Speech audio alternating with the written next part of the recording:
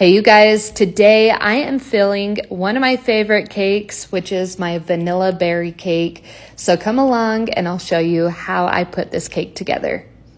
To start, I made these cake layers last night, put them in the freezer, and then took them out and am starting to fill them immediately out of the freezer. For this cake, I am using a simple syrup. That way we can just give a little extra flavor to the cake layers, as well as give extra moisture so that the frosting and the whipped cream doesn't soak it all up. To start the cake filling process, I get my cake board, put a little dollop of frosting on that cake board, and then stick that frozen cake onto that, and that will act as a glue to keep that cake in place on the board.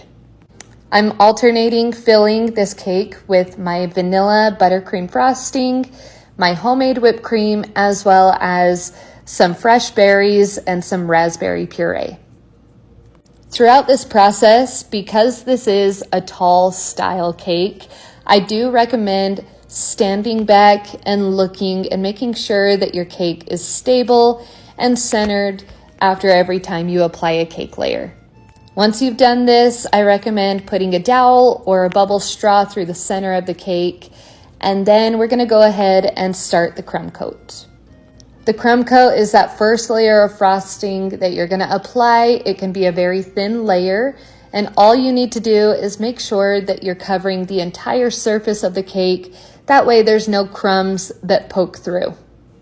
After we're done applying that frosting, we're gonna take our extra large cake scraper and smooth out all of that frosting to the point where you have a really good base to work with. I like to compare this step to priming a wall before you paint it. It just makes the entire process so much easier. So if you haven't done it, I do recommend trying it out. For this vanilla berry cake, I like to apply a white drip to the cake and then some fresh berries and extra toppers.